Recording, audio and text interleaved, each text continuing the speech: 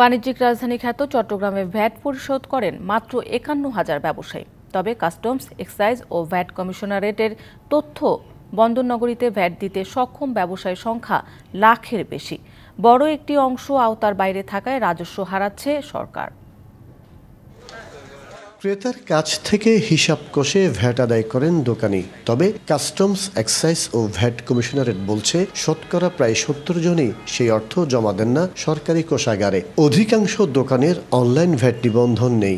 এছাড়া ভ্যাট ফাঁকির অভিযোগ রয়েছে বিভিন্ন প্রতিষ্ঠানের বিরুদ্ধেও। চট্টগ্রামের নাসিরাবাদের মিমি সুপার মার্কেটের প্রায় ২৫০ দোকান বছরের পর বছর ভ্যাট ফাঁকি দিচ্ছিল। ২০২০ সালে কারচুপির এই ঘটনা ধরা পড়ে। এছাড়া পণ্য বা সেবা বিক্রির তথ্য গোপন ও চালান ছাড়া দীর্ঘদিন ধরে বিপুল ভ্যাট ফাঁকি দিয়ে আসছে অনেক প্রতিষ্ঠান। ২৫ বছরের ওয়ারেন্টিযুক্ত দীর্ঘস্থায়ী দরজা প্রোটেক্টর, আধুনিক ও মজবুত দরজা।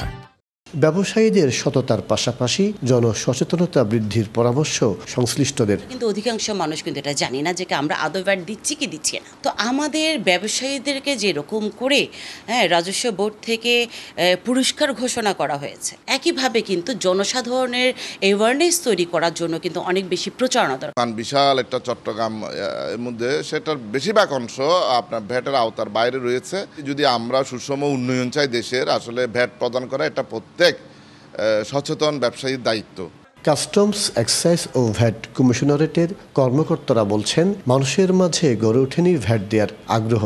ইলেকট্রনিক ফিসক্যাল ডিভাইস বা ইএফডি মেশিন বসানোর জন্য নতুন নতুন ব্যবসা প্রতিষ্ঠান খোঁজা হচ্ছে। এছাড়া ভ্যাটের আওতা বৃদ্ধির জন্য চলছে কাজ। তাই আমাদের নিবন্ধন সংখ্যা আমরা বাড়ানোর উদ্যোগ নিচ্ছি এবং আমাদের এই ভ্যাট আইনের বাইরে থাকা বা নেটের বাইরে থাকার ক্ষেত্রে প্রতিষ্ঠানে এক ধরনের টেন্ডেন্সি দেখা যায়। তো সেটা আসলে অ্যাভয়েড করার জন্য আমরা বিভিন্ন রকম ক্যাম্পেইনিং করে থাকি। তাদেরকে বলি যে সহযোগে আপনারা নিবন্ধিত হন।